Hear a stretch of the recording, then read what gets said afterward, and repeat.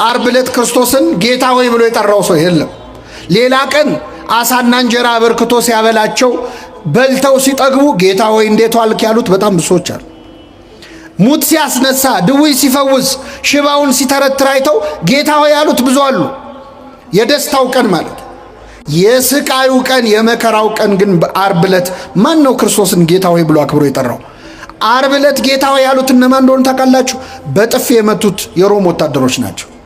ጨርቅ አምጥተው ፊቱን አለበሱት፣ በጥፊ መቱትና ጌታ ሆይ ማን ነው የመታህ? ትንቢት ተናገር አሉት ይላል። የመዋረድ ቀን ነበረ ዓርብ ዕለት። ባለቅኔው አልቦ ዘመድ ጊዜ ተዋርዶ ብለዋል። በመዋረድ ቀን ዘመድ የለም፣ ክርስቶስ ብቻውን ነበረ።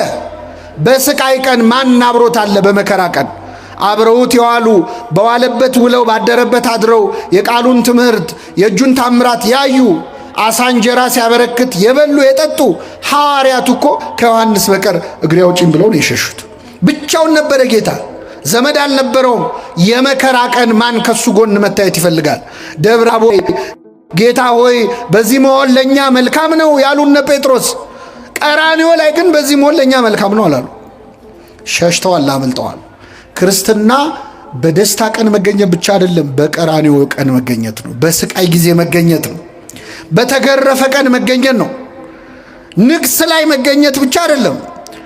ማመስገን፣ መዘመር፣ ከበሮ መምታት፣ እልል ማለት ብቻ አይደለም።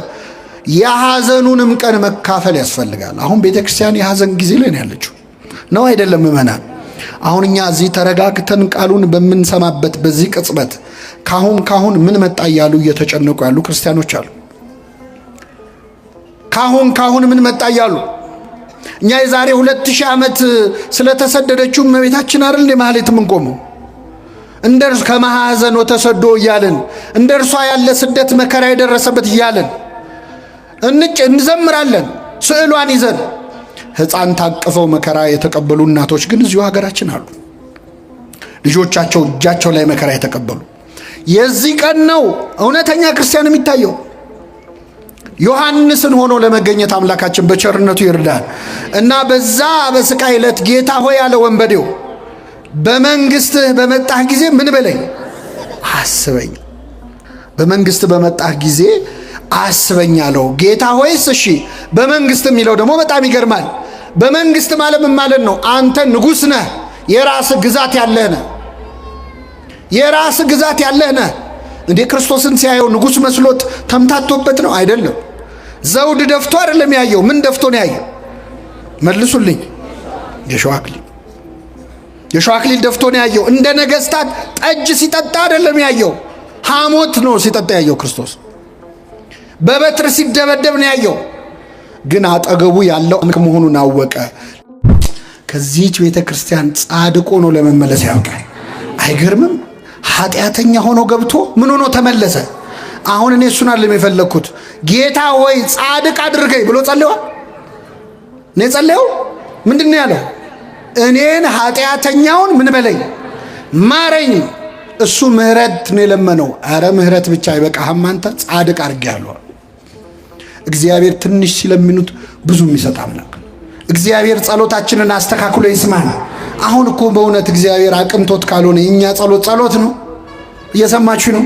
ሲጀመር የኛ ጸሎት አንደኛ አባታችን ሆይ መቼ ጀመረን ከመቼው እንዳለቀ ገርሟቸው ያውቃል አያውቅም?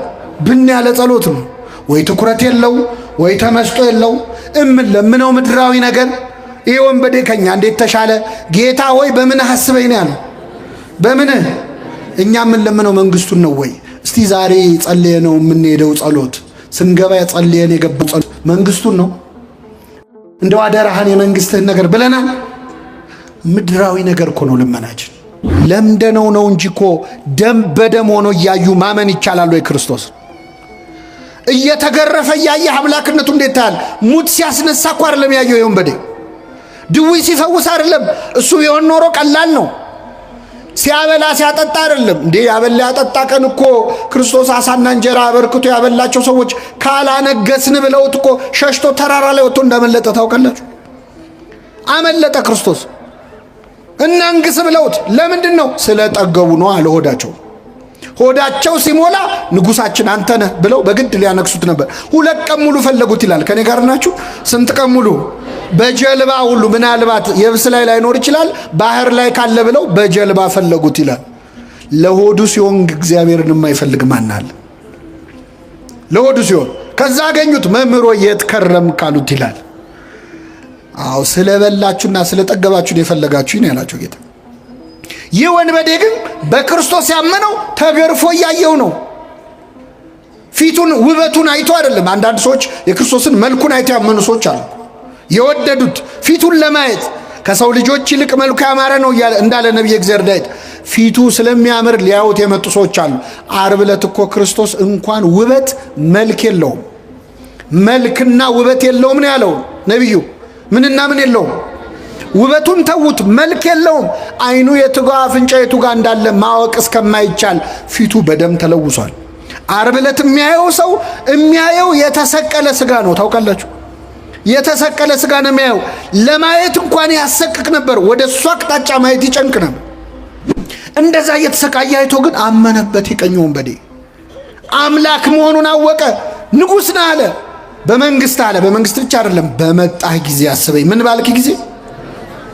ምን ማለት ነው? አሁን እንደማይ ሞታ አትቀርም፣ ከሞት ትነሳለህ። ተነስታ አትቀርም ወደ ሰማይ፣ አርጋ አትቀርም ዳግም ልትፈርድ በመጣህ ጊዜ።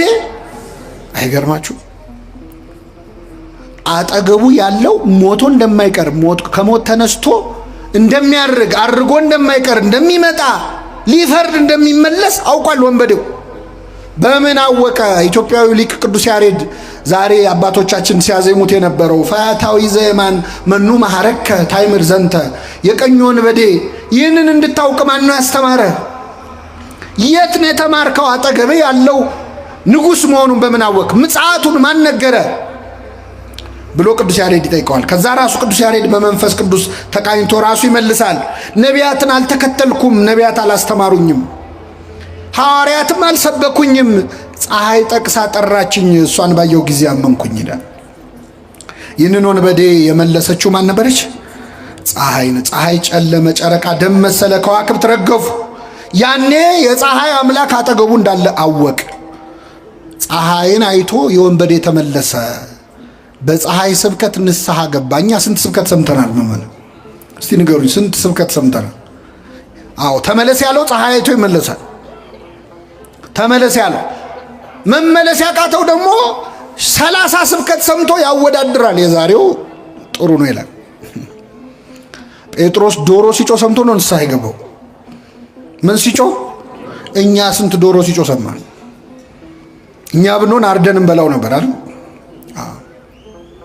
እና ወንበዴው ተመለሰ። ይህን ወንበዴ የመለሰው ፀሐይ ብቻ ነበረች ይላል ቅዱስ ያሬድ። ኧረ የለም ይላል ቅዱስ ዮሐንስ አፈወርቅ ደግሞ አይመስለኝም፣ ፀሐይ ብቻ አትመስለኝም። ክርስቶስ እዛው መስቀል ላይ የተናገረው ንግግር ሳይሆን አይቀርም የዚህን ወንበዴ ልቡን የሰበረው። ምን ብሎ ተናገረ? የሚያደርጉትን አያውቁምና ምን በላቸው፣ ይቅር በላቸው። ገና ሚስማሩ ከእጁ ሳይወጣ እኮ ነው። ገና ችንካሩ ልቡ ድረስ እያመመው የሚያደርጉትን አያውቁምና ይቅር በላቸው ሲል ሲሰማ ይህ ወንበዴ በክርስቶስ ርኅራኄ ውስጥ በክርስቶስ ፍቅር ውስጥ የሱ ጭካኔ ጎልቶ ታየ። ስለዚህ ምን አለ? ጌታ ሆይ በመንግስት ምን በለኝ አስበኛል። የኢትዮጵያዊ ሊቅ አባ ጊዮርጊስ ዘጋስጫ ደግሞ የለም ይህንን ወንበዴ ፀሐይም የጌታ ንግግር ማይለኝ ከጌታ አጠገብ አይደል የተሰቀለው? ምናልባት የክርስቶስ ጥላው የመስቀሉ ጥላ እሱ ላይ አርፎበት ሳይሆን አይቀርም የዚህ ወንበዴ ልብ የተመለሰው ይላል። ጌታችን በእውነት በሁላችን ላይ ጥላውን ያሳርፍብን። አዎ የጴጥሮስ ጥላ ይፈውስ የለ የክርስቶስ ጥላ ምናልባት ልቡን ሳይመልሱ አይቀርም። ለምንድን ነው የሁሉ የሚያደንቁት ሊቃውንቱ? እንደው ምን እንዴት ሊያቅ ቻለ የሚሉት የጸለዩ ጸሎት ተራ ጸሎት ስላልሆነ ነው። ጌታ ሆይ በመንግስት በመጣ ጊዜ ምን በለኝ አስበኝ። ድንቅ ጸሎት ከወንበዴ የተገኘ የማይመስል ለእኛ ለወንበዴዎቹ የሚጠቅም ትልቅ ጸሎት ነው። የእኛ ንስሐ የማያስተካክለው ነገር የለም። ጸሎታችንን አርትቶ ስለሚሰማ ማለት ነው። አንድ አባት ያደረጉትን ልንገራችሁና አበቃለሁ። ጸሎት ብዙ ጊዜ እኛ የምንጸልየው ጸሎት የማይሰማበት አንዱ ምክንያት እግዚአብሔር ስለሚወደን ነው። እስኪ በሉ እግዚአብሔር ምን ስለሚለን? ለምን መሰላችሁ? አሁን እዚህ መሃል ወላጆች አላችሁ። ልጃችሁ እንደው ቤት ውስጥ አይጥ አስቸግሯችሁ ላይጥ ብላችሁ የገዛችሁት መርዝ ቢኖር ይህንን መርዝ በዳቦ አድርጌ ካልበላው ብሎ ልጁ ቢያለቅስ ወይ ልጄ ለምን ጓጉቶ ይቀራል ብላችሁ ትሰጡታላችሁ? ቢያለቅስስ አለቀሰኩ። ትሰጡታላችሁ? እንገርፈዋለን እንጂ አንሰጠውም። ለምን? ልጃችን ስለሆነ። እግዚአብሔር አባት ነው። ስንት ክፉ ነገር ለምን ነው። ይገርማቸዋል። ስንት ነገር የማይጠቅመን ክፉ ነገር ለምን ነው። ሲጀመር አቋምም የለንም እኛ እኮ ስንጸልይ ታውቃላችሁ። ዛሬ በአብዛኛው የማየው ወጣቶች ነው። የወጣቶች ጸሎት ብዙ ጊዜ ከጋብቻ ጋር የተያዘ ነው አይደለም? አዎ። አንድ ወጣት ይመጣና አንዲትን ሴት ይወዳል። እንደው ጌታ ሆይ መድኃኔዓለም እቺን ልጅ እጄ ካስገባ የዛሬ ዓመት ድባብ ነው የምሰጠው ይላል። ተስሎ ሄዶ ሳምንት ሳይሞላ ይመጣና ጌታ ሆይ እቺኛዋን ተዋትና እንዴ ማመልከቻ እንኳን እኮ ሽርዝ ድል ሲበዛው ሪጀክት ይደረጋል። እንኳን ጸሎት ማለት አቋም የለንም። ዛሬ የምንፈልገው ሌላ፣ ነገ የምንፈልገው ሌላ። ዝብርቅርቅ ያለ ጸሎት ነው የምንጸልየው፣ ግን ይሰማናል እግዚአብሔር። አይገርም?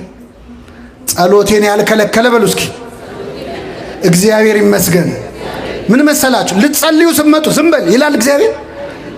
ስንት ነገር ስታወራ ከቤት እዚህ እስክትደርስ እያማሽ መጥተህ ተሳድበህ ክፉ ተናግረህ መጥተህ አማትበህ ልትጸልይ ስትል በል ዝም በል በዚህ አፍማ እንዳጠራኝ ይላል።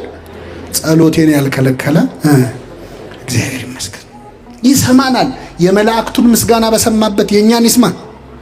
አይገርምም? መላእክትን በሰማበት ይሰማናል። የነሱን መዝሙር በቅድስና የሚዘምሩትን በሰማበት የእኛን ይሰማል። ከኃጢአተኛ አፍ ምስጋና ለምኔ ነው አይልም። በኃጢአት ተወደስኩ፣ በኃጢአተኛ ሰው አፍ ተወደስኩ ብሎ አይቀየምም። ይሰማል፣ ያርማል። ጸሎቶቻችንን የሚጠቅሙንን ወስዶ የማይጠቅሙንን ይተውልናል። የለመነውን ሁሉ ስላልሰማን ስሙ የተመሰገነ ይሁን። የለመነውን ሁሉ ቢሰጠን ገደል እንገባ ነበር። እምንለምነውን እንደማናውቅ ያውቃል። ይህ ወንበዴ ግን ብዙ እርማት የማያስፈልገው ጸሎት ጸለየ። በመንግስት በመጣ ጊዜ ምን በለኝ አለ። አየለም ጊዜዋን ብቻ አስተካከላት እግዚአብሔር። ጊዜዋን በመንግስት እስክመጣስ አላስጠብቅህም። መቼ ከኔ ጋር ትሆናለህ? የቀበሌ ቤት ይዞ እንዴት ባህታዊ ይሆናል ሰው መሀል ከተማ ውስጥ? አሁን ደግሞ የመጣብን በዚህ በሚዲያ ዘመን የዩቲዩብ ቻናል ያለው ባህታዊ ያለው ሰብስክራይብ አድርጉ የሚል ማለት ነው። ጉድ ነው። እስቲ የዛሬ 3 ወር ዓለም ያልፋል ብሎ ትንቢት ይናገራል፣ ግን ሰብስክራይብ አድርጉ ይላል።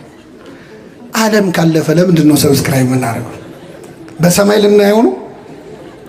መቀለጃ ሆነናል በእውነት። ከዚህ ጠብቀን እግዚአብሔር።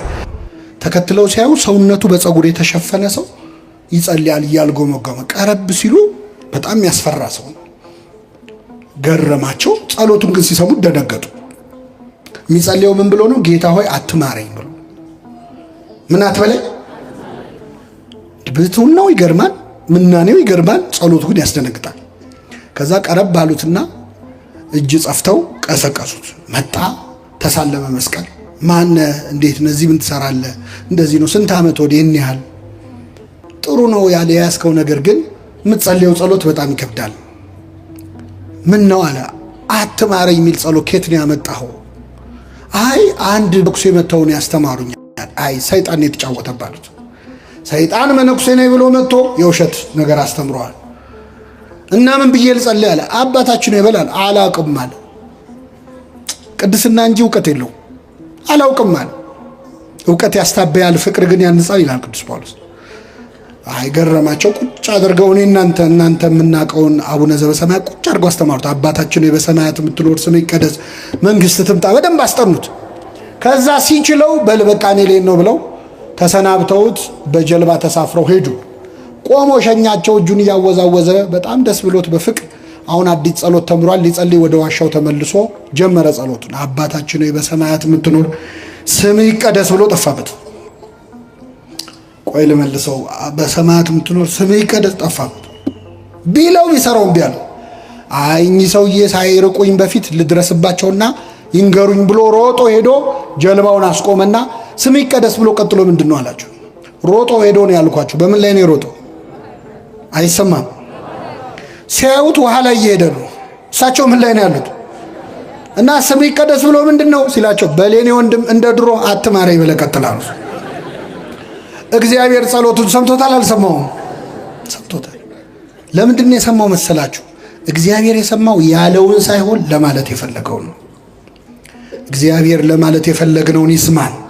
አዎ ልብ ልባችን ውስጥ ያለውን ድረስ ጠልቆ ነው የሚሰማው። ከጥልቁ ጠራው እንዳለ ነብይ እግዚአብሔር። ጌታ ሆይ በዚህ መሆን ለኛ መልካም ነው ያሉነ ጴጥሮስ፣ ቀራንዮ ላይ ግን በዚህ መሆን ለኛ መልካም ነው አላሉ።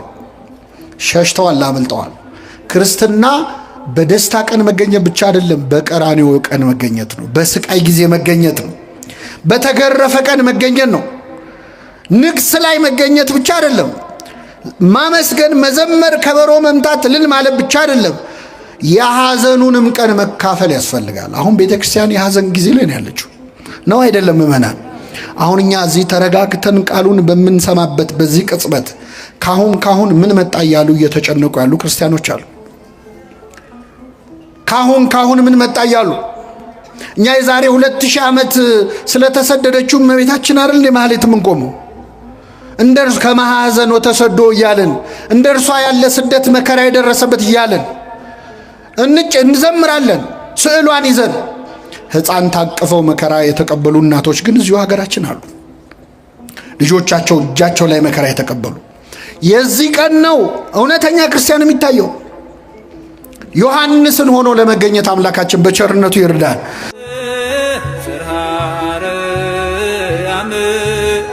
ክብርሽ ገናና ነው ለዘላለም። ማር አምላካችን እኛንም በቸርነቱ እንዲያስተምረን የእርሱ ቅዱስ ፈቃድ ይሁንልን። ከተሰቀሉት ከክፉ አድራጊዎቹም አንዱ አንተስ ክርስቶስ አይደለህምን? ራስህንም እኛንም አድን ብሎ ሰደበው። ሁለተኛው ግን መልሶ አንተ እንደዚህ ባለ ፍርድ ላይ ሳለህ እግዚአብሔርን ከቶ አትፈራውምን? ስላደረግነው የሚገባንን እንቀበላለንና በእኛስ እውነተኛ ፍርድ ነው። ይህ ግን ምንም ክፋትን አላደረገም ብሎ ገሰጸው። ኢየሱስንም ጌታ ሆይ በመንግሥትህ በመጣህ ጊዜ አስበኝ አለው። ኢየሱስም እውነት እልሃለሁ ዛሬ ከእኔ ጋር በገነት ትሆናለህ አለው ይላል። ስለ ቃሉ የአምላካችን ስም የተመሰገነ ይሁን። ይህንን ቃል የምናገኘው በዛሬው ዕለት በዓለ ስቅለቱን በተውላጥ ወይም በልዋጭ ስናከብረው የነበረው ስቅለቱን ስናስብለት የነበረው የመድኃኒታችን የኢየሱስ ክርስቶስ የተሰቀለበት ዕለት በዕለተ ዓርብ ከተከናወኑ ታላላቅ ነገሮች መካከል በአንደኛው ነው። መድኃኒታችን ኢየሱስ ክርስቶስ በዕለተ ዓርብ ተሰቅሎ የነበረው ከሁለት ወንበዴዎች መካከል ነው። በተለምዶ የቀኙ ወንበዴ የግራው ወንበዴ ፈያታዊ ዘየማን፣ ፈያታዊ ዘጸጋም ብለን የምንጠራቸው ጥጦስና ዳክርስ የተባሉ ሁለት ወንጀለኞች መካከል መድኃኒታችን ኢየሱስ ክርስቶስ በዕለተ ዓርብ ተሰቅሎ ነበር። ጌታችን በዚህ ድርጊቱ ወይም በሁለት ወንበዴዎች መካከል በመሰቀሉ አስቀድሞ ስለ እርሱ የተነገረ ትንቢት ፈጽሟል። ሌላም ደግሞ ትንቢትን ተናግሯል። አስቀድሞ ስለ እርሱ የተነገረው ትንቢት ምንድነው? በትንቢተ ኢሳይያስ ምዕራፍ 53 ላይ እንግዲህ የብሉይ ኪዳን ወንጌል ተብሎ ከሚጠሩ መጽሐፍት መካከል አንዱ ነው ትንቢተ ኢሳይያስ።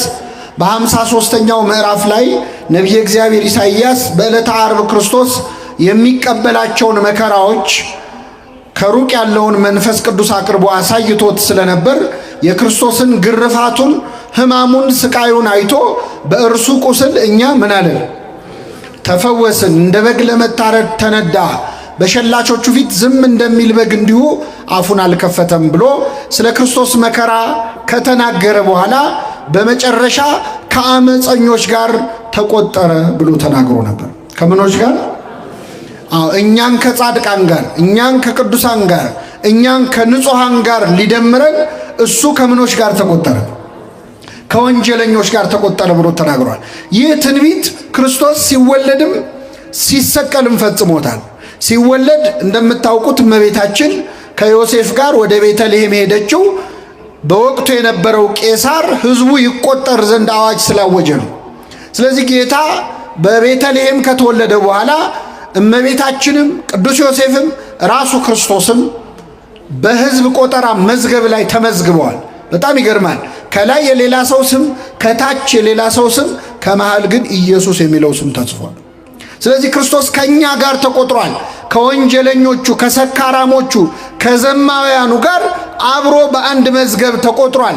ከአመፀኞች ምን አለ የሚለው ትንቢት ይፈጸም ዘንድ ተቆጠረ የሚለው ይፈጸም ዘንድ በዕለተ ዓርብ ደግሞ ከሁለት ወንበዴዎች መሃል ተቆጥሮ እኛን ከጻድቃን ጋር አምላካችን ሊደምረን እሱ ከኃጢአተኞች ጋር ተቆጥሯል። ስለኛ ከኃጥአን ጋር የተቆጠረ አምላካችን እኛን ከጻድቃን ጋር ለመቆጠር ያብቃል።